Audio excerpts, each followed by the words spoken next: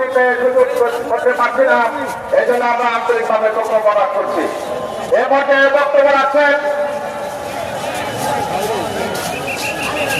আগামী জাতীয় সংসদ নির্বাচনের গাজীপুর 2 আসনের বাংলাদেশ নাগরিক পার্টির বাংলাদেশ প্রার্থী গাজীপুর রাজবাড়ী মাঠ বক্তব্য রাখছেন গাজীপুর 2 আসনের সংগ্রামী প্রার্থী জনাব আমির আখের খান। জামাতে ইসলামী আজকে জনসভা এখানে বোতল পানি জনগণের দল জামাতে ইসলামের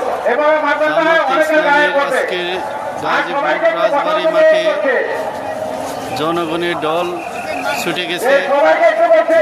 লক্ষ লক্ষ জনগণ উপস্থিত হয়েছেন।